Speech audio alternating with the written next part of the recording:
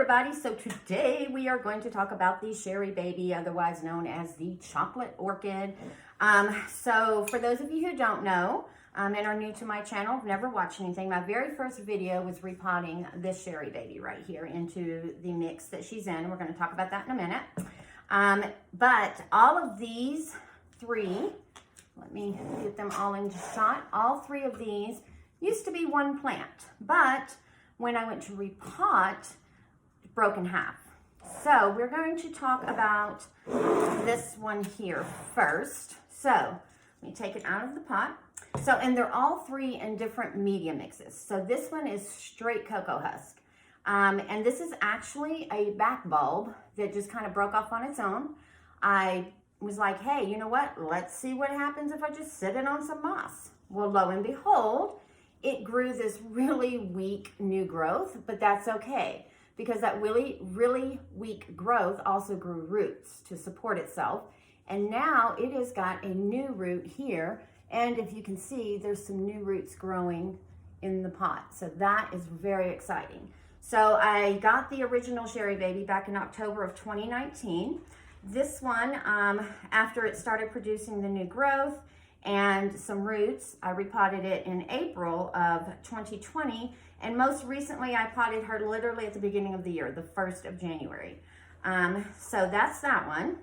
This one was the largest piece that broke, and it had several bulbs on it. It actually had 3 bulbs already. So it had this one, and then this one back here. And it did produce this really weak bulb here, but this latest one right here, look how much bigger it is. And notice the other day, it's got a new growth growing on it as well. You can kind of see it right there. What drew my attention to it was the outer leaf, the bottom leaf. They call it the bract leaf, was yellowing. And I was like, oh no, what's going on with this? And it ended up, when I took the leaf off, kind of pulled it back, I saw that new growth. So wanting it to grow and the roots to go into the media, I took the leaf off. And this one is in mainly bark with a little bit of sphagnum moss kind of layered in between. You can kind of see that. But you see this? Look, she's got new roots growing there. And then she's got some new, these are some of the older ones, but they're starting to branch.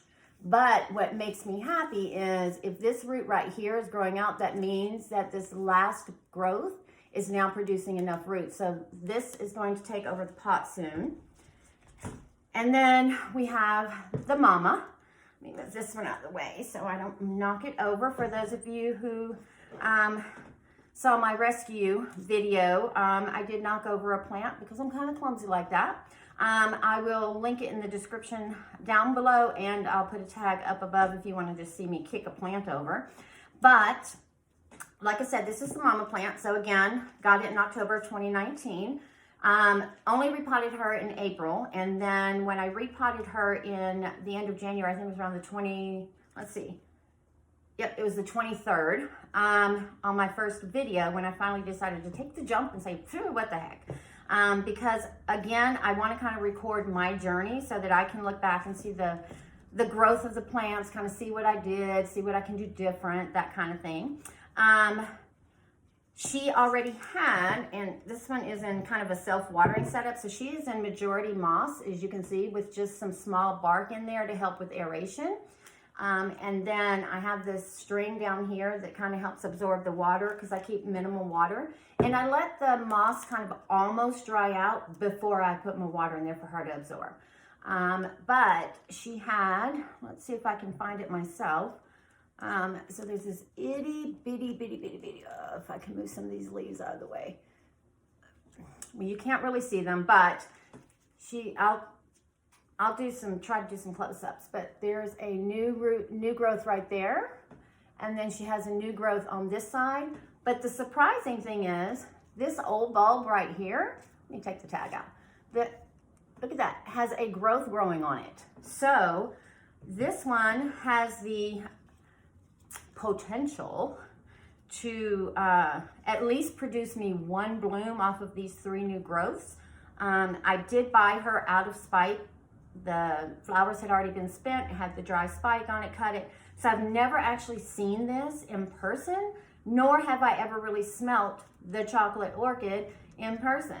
So I know these two here are not going to bloom this year, maybe not even next year, or next growth, because they don't really, they're continuous growers. It's not like you just get one bulb and then you gotta wait another year. It just depends on how they grow. They are slow. It can take anywhere from 5 to 6 months. I know this one here, since she's my more mature one, let's just focus on her real quick.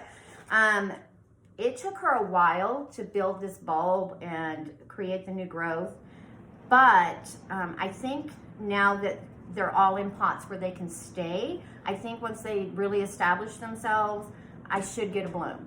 But like I said, my expectations for a bloom are in this one. And I'm going to do a monthly update on all 3 of these. And the reason being is, again, they're all in kind of 3 different setups. These 2 bigger ones are obviously in kind of similar setups, just kind of backwards. This one is more moss and less bark. And then this one here is more bark, less moss. But this one is in complete Coco Husk. So at first I was kind of concerned about the top layer always drying out, and I was spraying it. But then I did a little bit of research, and even though that top layer is drying out, this bottom is still wet. It's not soaked, but it's still wet. So there's humidity coming up from underneath. And then I did add some leca beads at the bottom and try to keep a little bit of water down there just for extra humidity, because I don't want these new roots to dry out. Obviously I want them to go into the pot to develop that good root system and get this thing going. Right now I don't see any pots on the outside, but there are roots going down in there now. So the way that I care for these, they all get the same lighting pretty much. These 2 in the front right here, they grow under a grow light on the shelf behind me. And then this one grows about 1 foot away from my east facing window on this little plant stand that you see right here. She's kind of facing that window. But other than that, they get the same temperature, same humidity. Humidity, because I do grow in my living room, I usually maintain it about anywhere between 30 and 40. It usually, like the highest it ever gets is probably 45.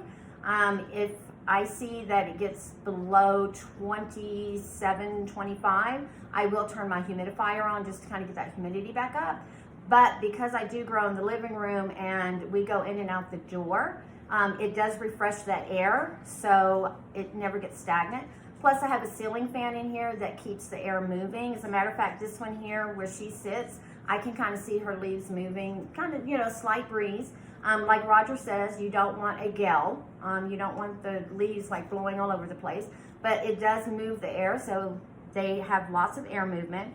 And I water them, I feed them, all that stuff, everything the same. Every other feeding, or every other watering, excuse me, every other watering, I do add the MSU fertilizer. Recently, because I've always used the Osmocote in my houseplants, I saw on Miss Orchid Girl where she was adding them to her orchids. So I've added it to this one, but not to the other 2, just because this one's a little more established, and then if something happens, I'm not going to be too upset if I don't notice any difference. But they are also in the Oncidium family. As a matter of fact, they're called the Oncidium Sharry Baby. It's probably the last true Oncidium, but it's not a species. It's not something that you're going to find in nature. It is a hybrid type. It was created by man. Wouldn't it have been great though if Mother Nature would have made a chocolate orchid? Amazing. So if you like this video, go ahead and hit that like button and share a comment down below if you have the Sharry Baby, if you've gotten it to bloom. What did you do? Because I could use some help here. And then, now that we're done with the Sharry Baby, I did tell you guys, for those of you who have stayed to the end, that I had a surprise. So let me move my Sharry Babies out of the way. I probably could have put 2 of them back where they belong, but hey, you know, I like them around me. So, went to my favorite nursery here in town the other day. Matter of fact, it was yesterday. Just to look. I can't ever go in there and just look. I don't know why I tell myself, I'm just gonna go look. Anyway, so I'm looking around, looking at pots. You know, it's beginning of spring, it's starting to get new stuff in, and I'm like, let me go see what they got. So I did buy a Tradescantia Nanook, only because I just think they're so gorgeous. And Jeff from Tropical Plants at 53 degrees north has so many videos on them and makes them look so freaking cool. I'm like, gotta have one. Eventually I'm gonna have to move into my garage because my plant's gonna take over my living space. But I'm cool with that. Anyway, look at this. Is this not just the coolest thing you have ever seen in your life? It is called a ficus ginseng, and it grows sort of like a bonsai. You can like bonsai it if you want to, but you can also let it get unruly. It takes pretty much the same care as a ZZ plant, where you don't have to water it a lot. You kind of let the soil dry out, just dry. You don't want it as dry as you can as a ZZ plant, and then you water it.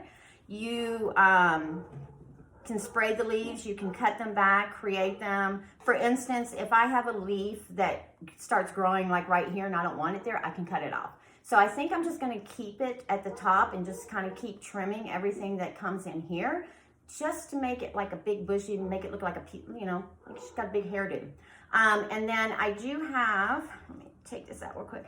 I do have some rocks down here, some thick rocks, and I keep a little bit of water. She's not sitting on the water, it's just the pot is right on top of the rocks, just for that added humidity, because they do kind of need that extra humidity. And like I said, humidity is not high in my house, and that's kind of my workaround.